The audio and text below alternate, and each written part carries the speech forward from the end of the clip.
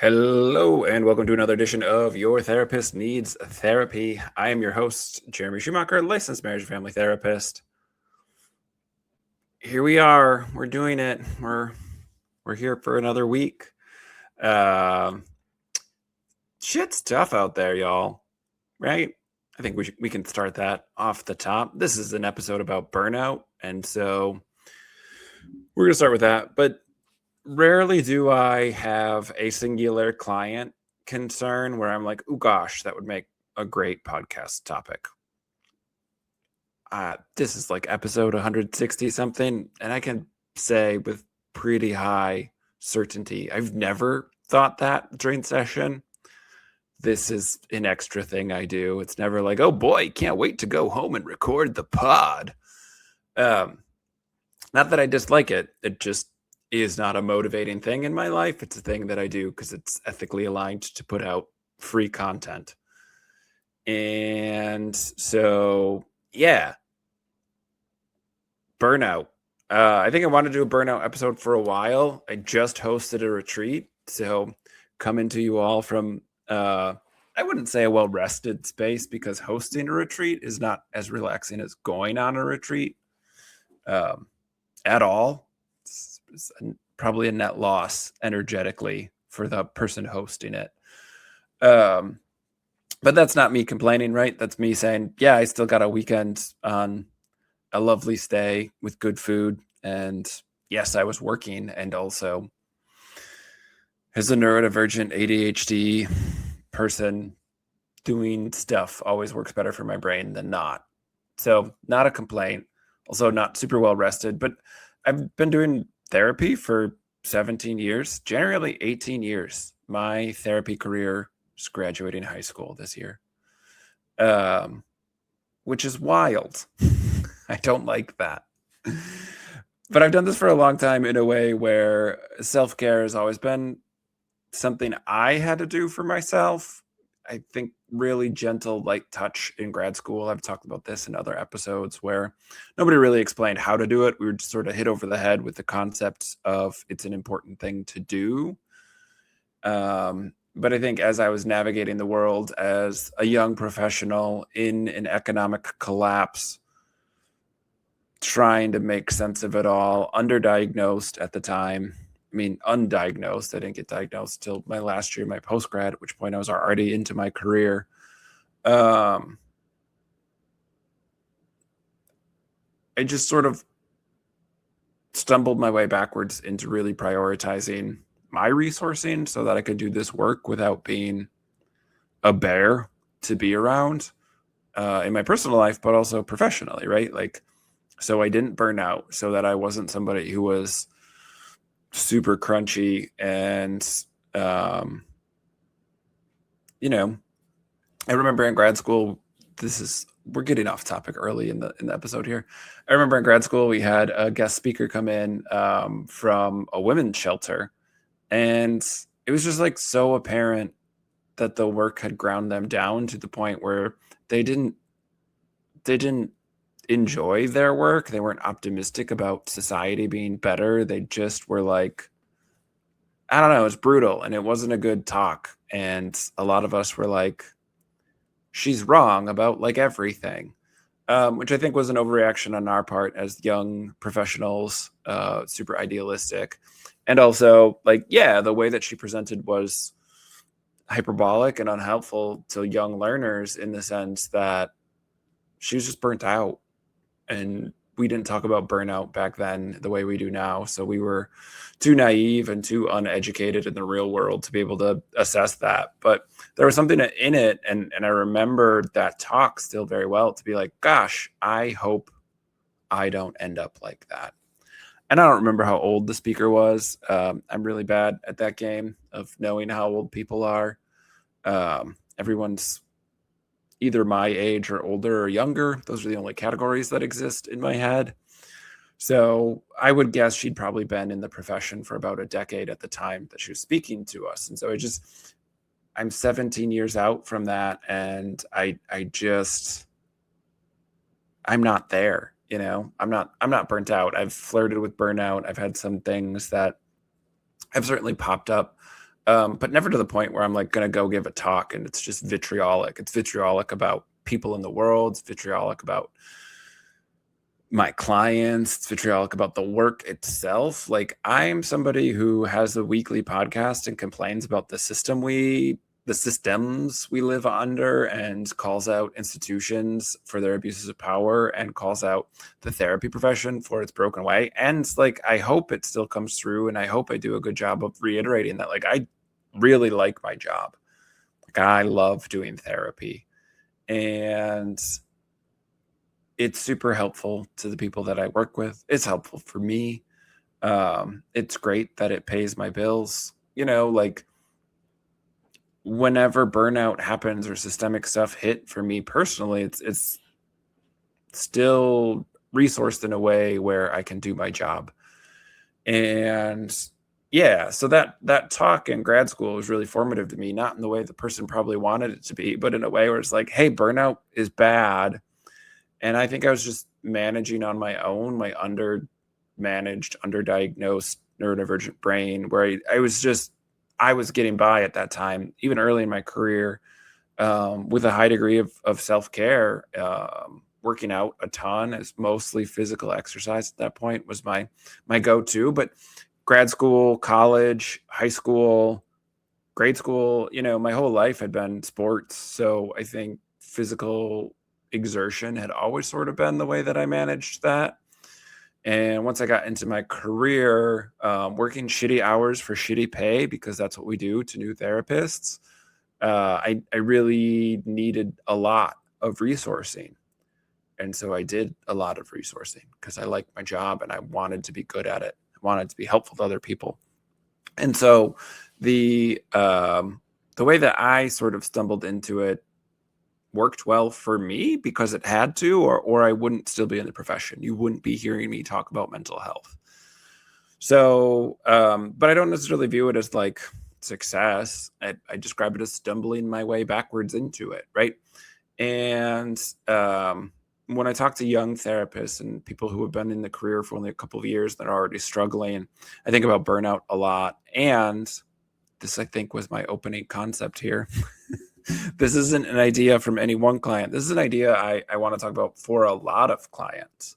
I think the pinch of high inflation, underemployment for people, stagnant wages, incredibly high cost of living. We're just getting taxed without any representation over and over and over again.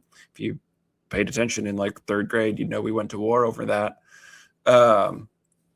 because tariffs are taxes that we pay. So yeah, I think people are feeling the pinch. And this has been inevitable, right? There have been, not fear mongering, there have been people accurately predicting that this would happen at some point. There is a tipping point where the working class cannot continue to absorb the greed of the ruling class. And we're not there yet, because that tiny trend of warehouses being set on fire didn't catch hold and become a full-fledged revolution. So we're still not angry enough as a society. But we are burnt out. And I think that's by design, right? I think the ruling class would prefer us to be burnt out in a way that we're not revolutionizing, as opposed to being energetic and mid-revolution here. Which is to say, burnout is now a feature of the system. I don't think it always was, because again, the capitalist class, the class that is extracting wealth from your excess wealth from your labor, the people who are making money off of you working harder than they are, while they go on vacation, while they don't work a 40-hour work week, while they have nice cars and a boat and socialized healthcare if they're a state employee, like our senators and state representatives, then they want you to have enough energy to keep working. In fact, the way that I was raised in the 90s, early 2000s was certainly that work ethic would be rewarded, the meritocracy that rewards people for working hard. And I think Gen X saw through that, but didn't have the systemic lens on it, right? I've read American Psycho and watched it a bunch of times. Maybe not a bunch of times. It's not a pleasant movie. There are scenes that are incredible. But sort of that yuppie reaction, that young urban professional, for those of you who maybe remember the cultural analysis of the 80s and 90s,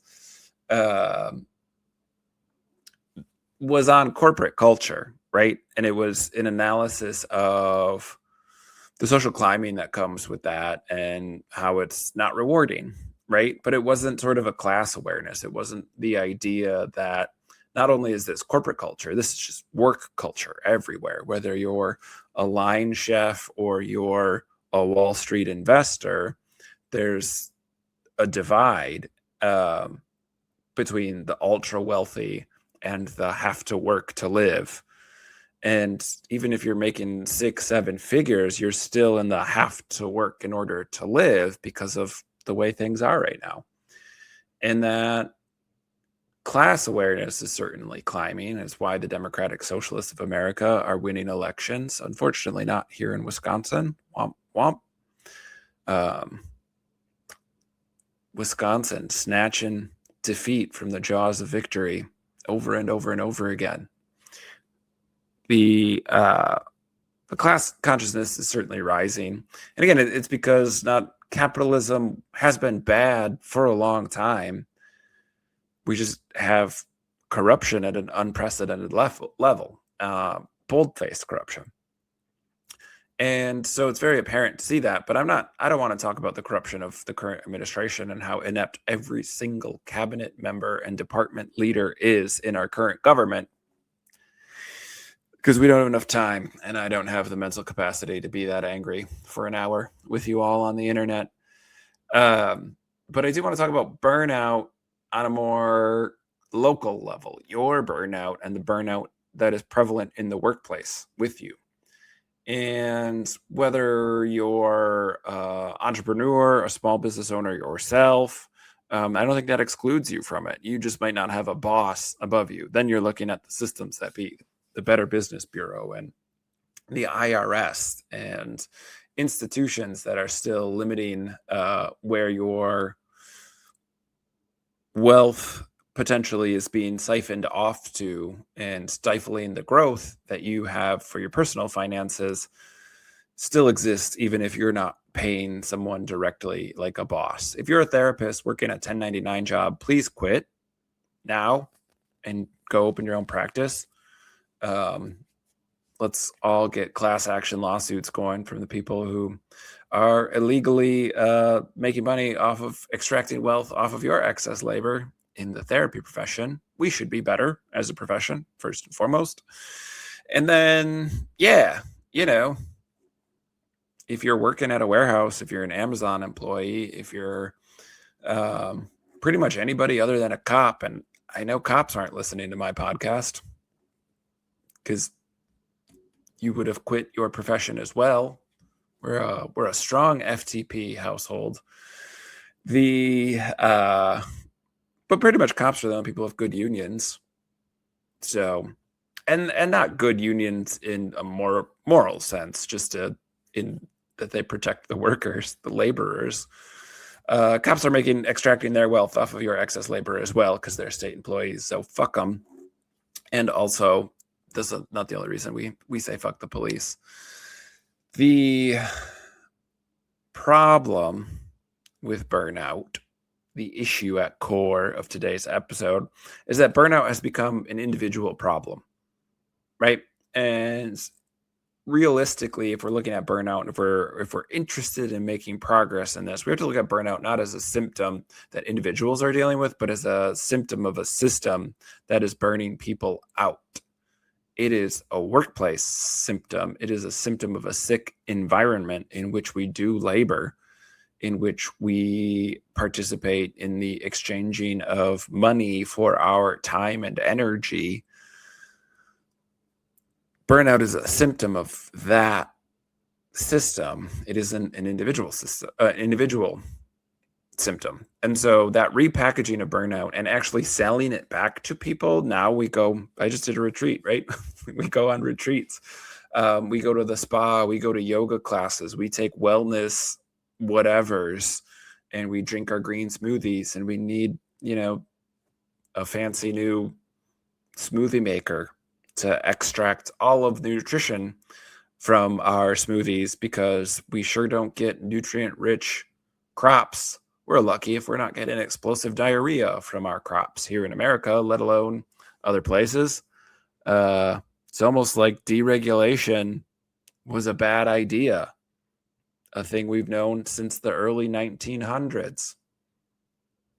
And every time we deregulate, we get shown that same exact evidence that corporations that are for profit will not take care of themselves, will not regulate themselves for anything other than maximizing their profit. We live in a stupid system, and an unsustainable one. But that idea that burnout is a systemic issue and not a personal one, again, the capitalists have sorted out, if we sell it back to them as their problem, then we have a whole new market in which we can extract even more wealth from them by getting them to pay for anti-aging serums, along with their smoothie maker, along with their fitness trackers and their stationary bikes and their gym memberships. All things that cost more than they should and shouldn't be necessary, right? Like, a functional society doesn't need everybody to wear a fitness tracker to be tracking our sleep, because we won't all be exhausted. If you're tracking your sleep because you're exhausted all the time, that's perhaps a medical issue. And also, if entire swaths of the population are feeling like they need to do that, that's a problem with society, right?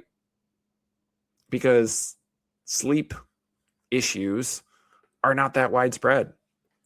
They are today because of the system we live in, right? Like, I'm not saying people don't have sleep issues, but I am saying this obsession with fitness and trying to avoid burnout is different than like having sleep apnea, having hot flashes that wake you up in the middle of the night. This is the thing that is about how a majority of the population is under-resourced, and a tiny subsection of the population is over-resourced to the 1,000th degree, right? The hoarding of wealth is the problem here. And so burnout being a personal problem instead of a why are we working so hard? Why are we working so long? What are we working for? Is all the questions. When somebody says, I'm burnt out, I'm not necessarily curious. I am, because I'm a therapist and people pay me to feel better. So I still want to have practical things that might be helpful for them. How's nutrition? How's sleep? How's exercise, right? What does our energetic flow look like on a very real, practical, our body is a machine sort of way, not woo-woo energetic flow. And that still matters, because a lot of people don't have the fundamentals of that down, because they're not taught those fundamentals at any point. We're taught how to participate in a capitalistic society, not how to be healthy. So I still do a lot of psychoeducation around that, and there is still a lot of benefit around that. We know that walking every day, exercising in a way that gets our heart rate up for a consistent amount of time, reduces symptoms of depression by up to 44%. Like, that's an insane number that lets us know that not enough people are getting enough exercise. Why? Because we're tired, because we come home and we want to put our feet up. We're exhausted all the time because we're under-resourced, right? The idea that we pay money to go to the gym to work out because otherwise we can't be healthy is a very modern problem. And again, it's a very capitalistic solution to what is a systemic problem, right? The issue isn't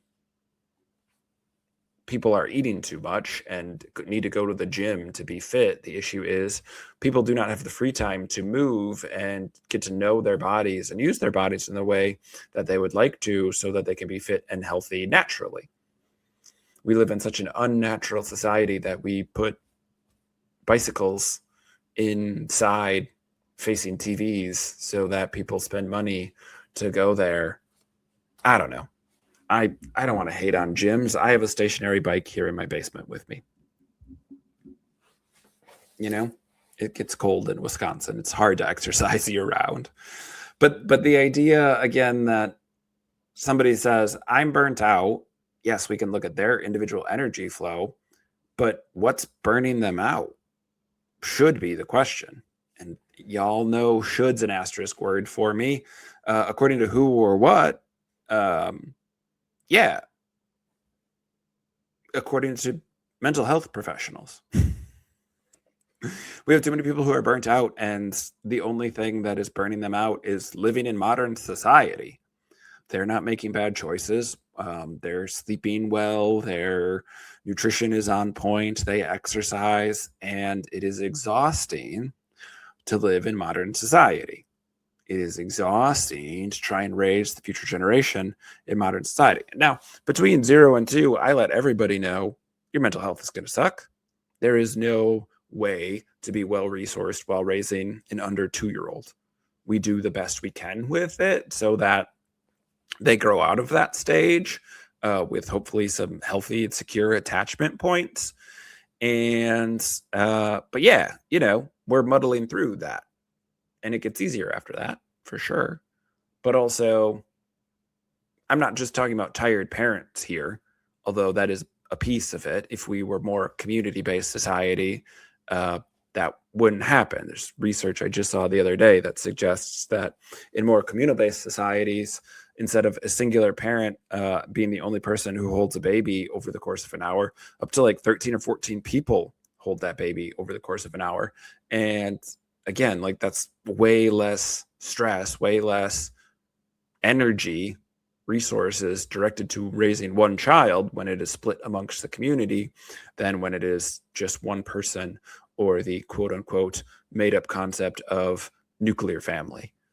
And so again, the individualization of the problem, burnout is an individual problem. Your tiredness is an individual problem. Again, is capitalistic. Capitalism created the nuclear family so that it could sell everybody a hammer and a screwdriver instead of having 3 hammers and screwdrivers per neighborhood, right? Like the idea that we all have our own shit all the time only makes sense if somebody's making money off of selling that to us, because it is a huge waste of resources. So when somebody comes in and says they're burnt out, individual energetic flow, and then what's taking all the time, right? Where's our stress management? Well, we don't have time for stress management. It's hard to get to the gym. We're exhausted from our kids' sports things, and so we don't want to wake up early to go to the gym, and we can't go to the gym after work because of kids' sports things, and we can't go to the gym during work because work won't allow it. And so when are we supposed to do it? Fairly common sort of mantra, not a mantra. It's a common theme I get from clients. So where is the time? And again, I spent a lot of my career working in sort of the liminal spaces, the margins of people's schedules to find 5-minute stress relief, to find 15 minutes of stress management in the already pre-existing schedule. And that works for a while and is helpful, but you can't feel well-resourced in a system that is extractive in nature for those resources.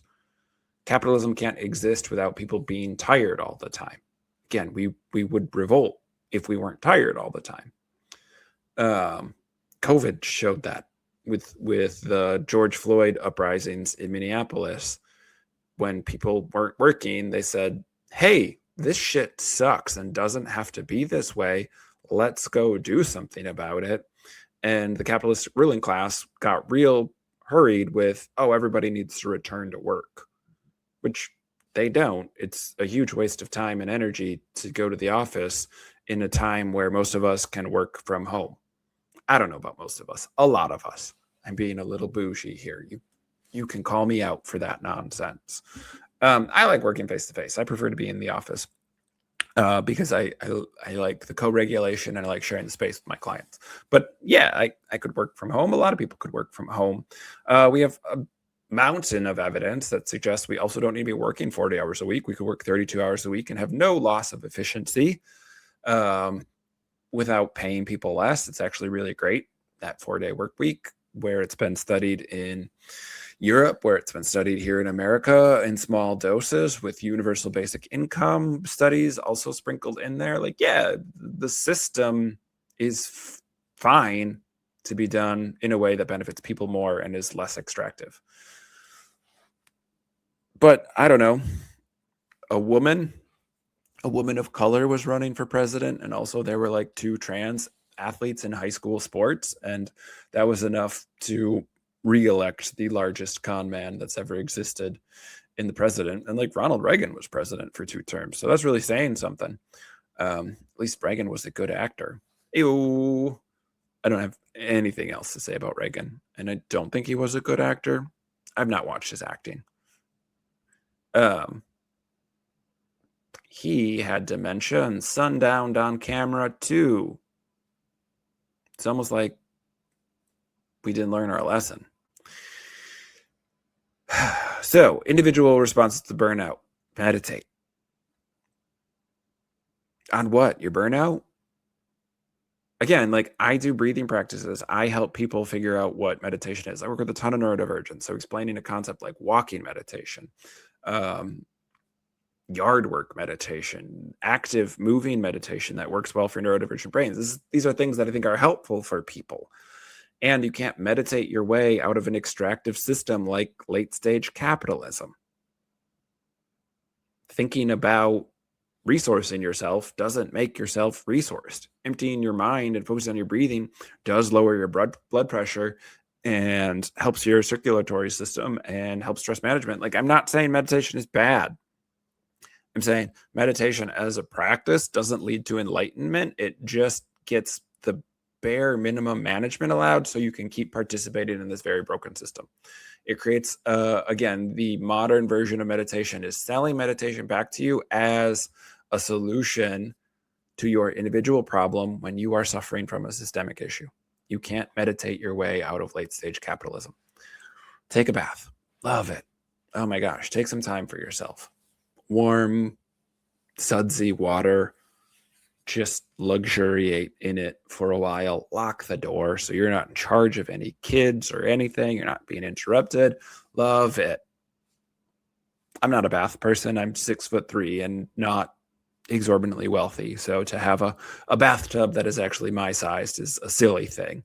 I have a ranch, there's not room for a bathtub. But I do float tanks. Again, talk about an extractive capitalistic solution. I'm just making myself depressed here. I pay a monthly fee to go float in really salty water somewhere else that isn't my house. And I give them my phone so they play a playlist that I like. But I actually really like floating. And for my ADHD, having specific time where an hour of time, usually once a month, maybe twice a month, of time where I just can't do anything other than float and listen to music is good for me. It's good for my stress management. It's good for my nervous system. I'm on board. It's nice. Helps my muscles feel less achy and old. And again, what if I just had time to go swimming regularly? What if our bodies of water weren't full of pollution? What if we had responded to the climate crisis in the 1970s when ExxonMobil was publishing memos saying, no, this is bad. We as a company should not do the things we're going to do.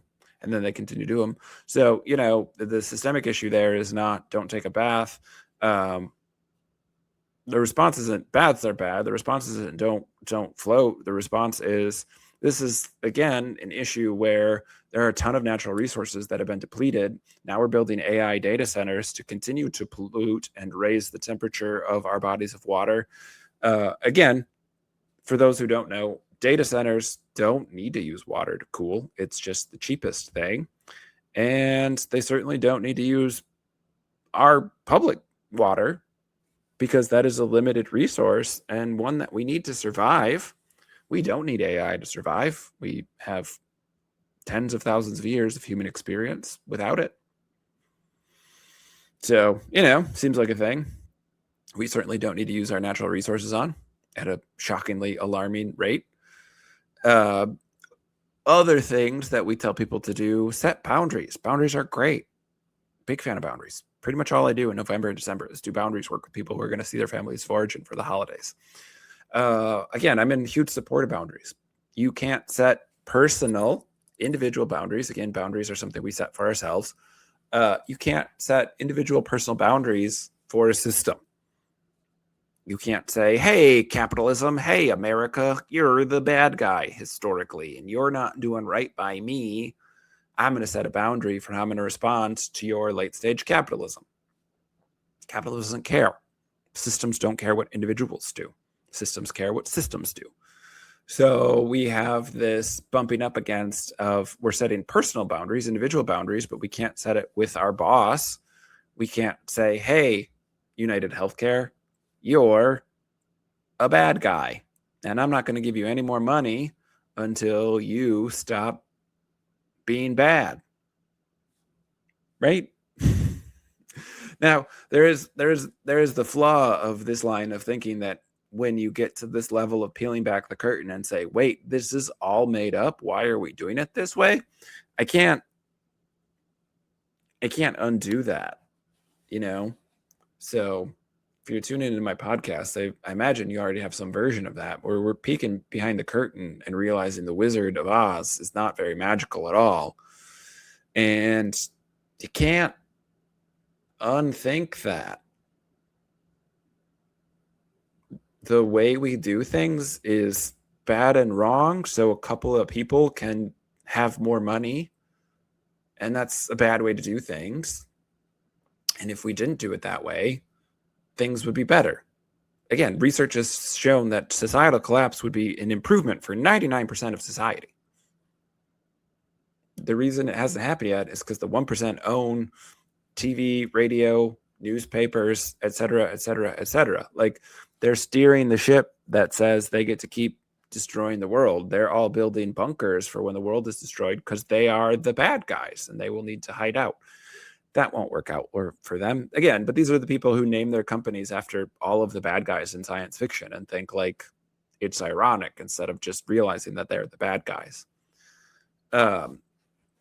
Even boundaries for like work, right? If work is part of the burnout and being like, I'll set my notifications to off. I'll only have my Slack notifications turned on during the work day. I have a work phone and I don't look at it unless I'm at work. Like, those are all great boundaries and I support all of that. And you're not setting boundaries. You know, Slack isn't what's burning you out. It's the environment of employment in America. The idea that you need to be working in order to have healthcare or you're fucked is burning you out, not whether you have your phone notifications turned on or not. And again, everything I'm saying, I support all of these boundary settings, going for walks, taking baths, doing mindfulness, meditation, breath work. I love all of that stuff. Do those things. They're good for you. But understand those are not solutions to the problem. The only solution to burnout is rest. And we live in a society that does not allow people to rest. The only time you can rest is when you're in the hospital and you're going to get a bill for hundreds of thousands of dollars because we've figured out how to extract money from people being ill and people dying. There's not a thing we do anymore in society that isn't extracting wealth from us, isn't taking the money that we earned through our labor is being spread too thin. We don't own anything anymore, which is a fun thing that like makes piracy legal because it can't be stealing if nobody owns it. So, but rules at this point and the law is only the threat of violence from the ruling class. They're not rules for everyone. They never were. But again, we've really gone mask off on that. And the idea that bribes don't exist if you're wealthy enough, it's just paying somebody back later for the bribe. Again, like there's not even an explanation there. The Supreme Court just legalized bribery. I'm not even talking about Citizens United, although that also needs to happen. So, there's not consequences for these people. We had Luigi Mangione, one billionaire down, and everybody freaked the fuck out, and we didn't change anything, right? COVID made people, the wealthy class, literally lose their mind because they were not protected from an airborne illness. Now, Joe Rogan certainly got the vaccine early and had testing strips available when nurses didn't. So certainly the ruling class was safer than the rest of us, but things like that freaked them out. 9/11 made Peter Thiel lose his mind because he went to the World Trade Center. And what if he would have been there when it happened? They do business there. And so attacking the sites of business is a problem. When Atlanta had riots in 2019, 2020, this is also during COVID because people actually had the time to riot. They got Killer Mike to come out and say, stop rioting. Because again, the attacking where they do business, attacking their source of wealth is scary enough versus their personal safety. And I'm not advocating for violence here. I am saying that the system is already violent towards the working class, and revolution generally involves some degree of violence, even if it is to property.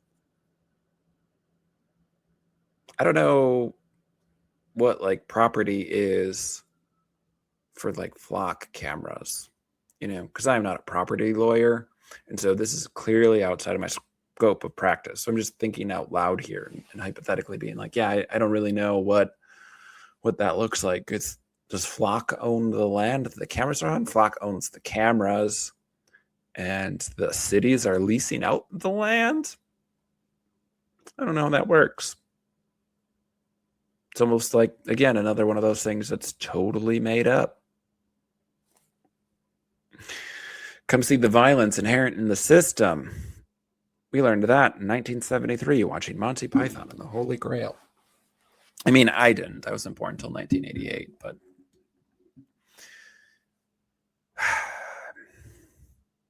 these episodes aren't fun.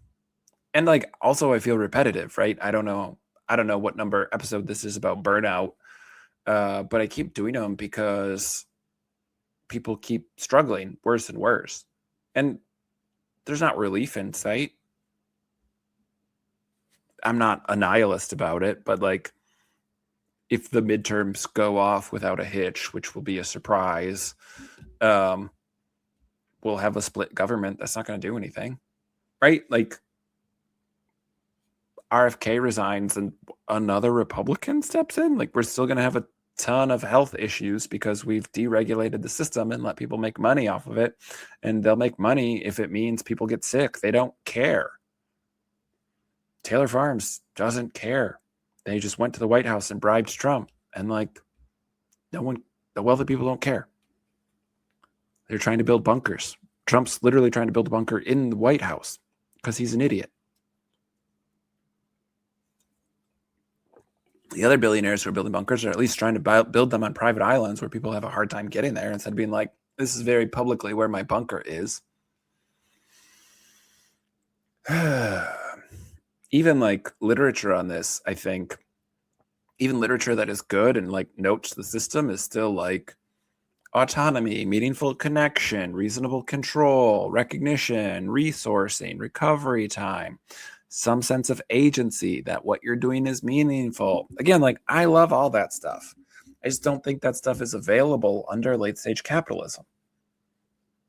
And I don't think everybody's solution can be to move to New Zealand or Canada or wherever, right?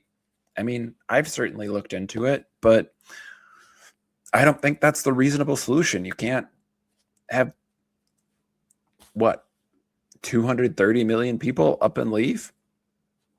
That's not a solution. So, revolution. And not like the wealthy John Lennon type where he berates his housekeeper while singing Imagine. Like, the kind where a select few people's wealth needs to be reallocated because they have too much wealth. They're literally wealthier than fantasy dragons. Smog wouldn't even be top 10 in America anymore for wealth, and he slept on a literal mountain of gold.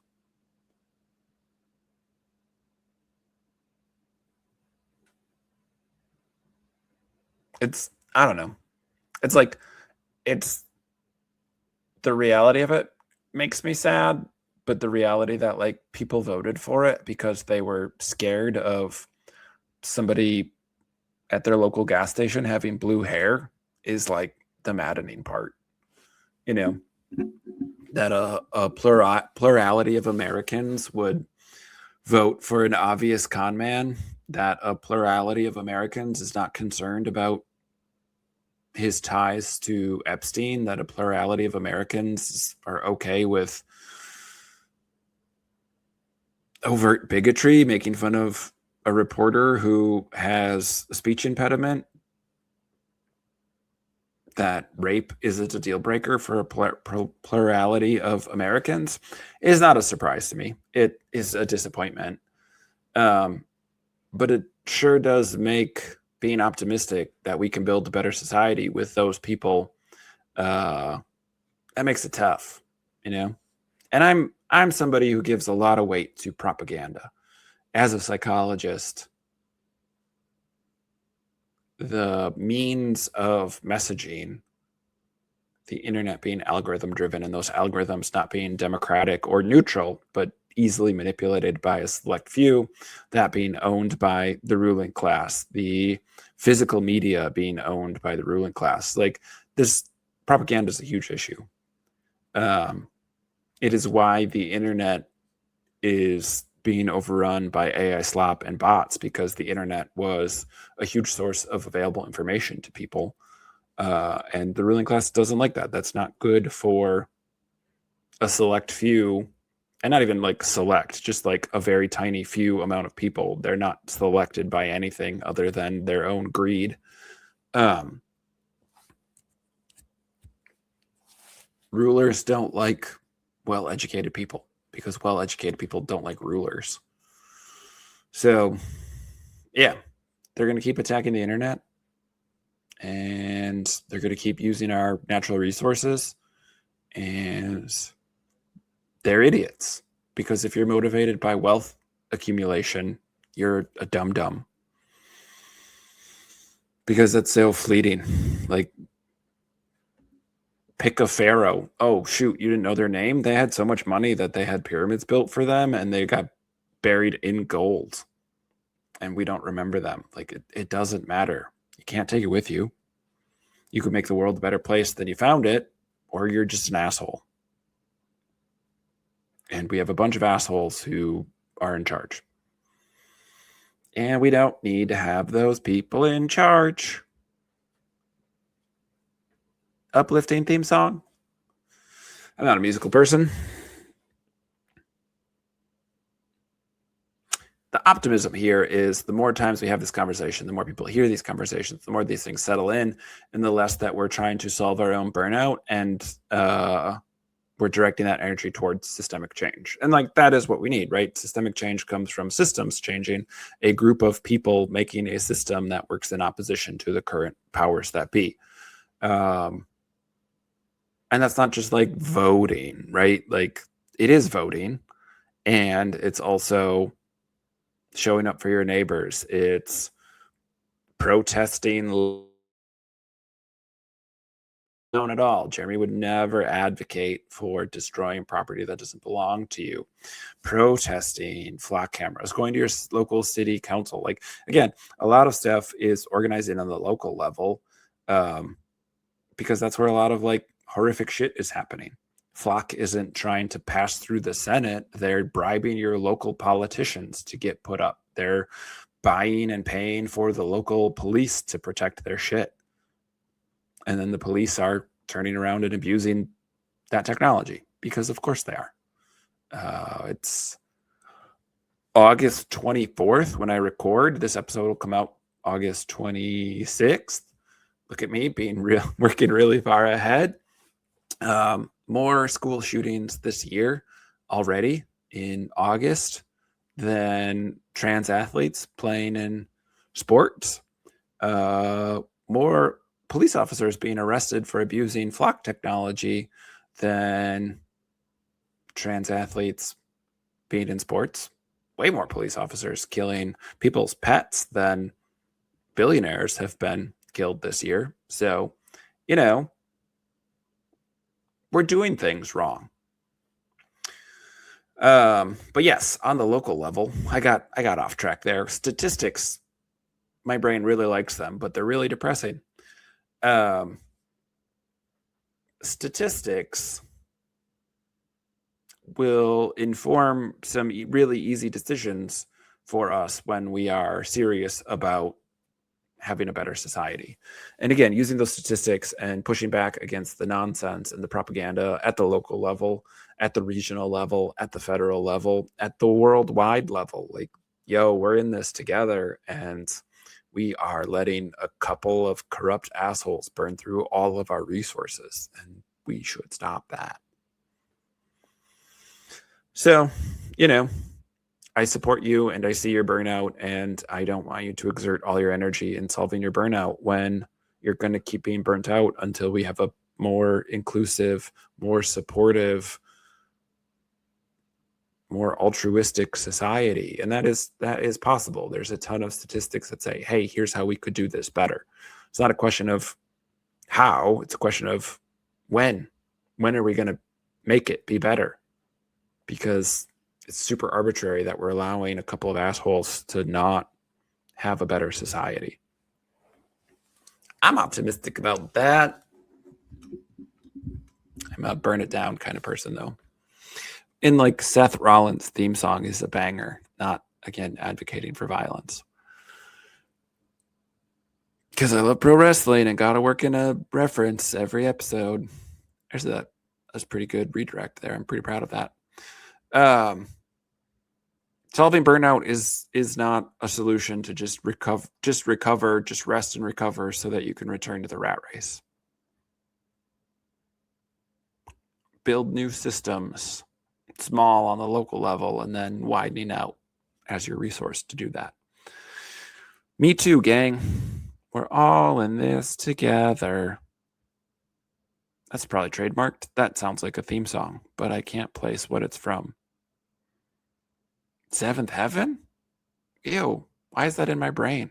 I don't think that's Seventh Heaven. Full House, right? That's just Full House theme song? I feel a lot better about being a Full House reference than a Seventh Heaven reference. Oh, yeah, it's time for me to get off the internet. My brain is melting. All right, y'all.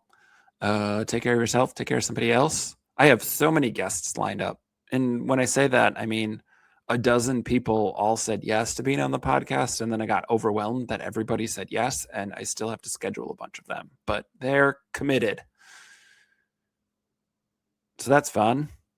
Guests coming up are really cool people. I won't spoil it. And a bunch of them are really great therapists who I think the world of. And some of them are pop culture people. Some of them are professors. Some of them are, surprise guests.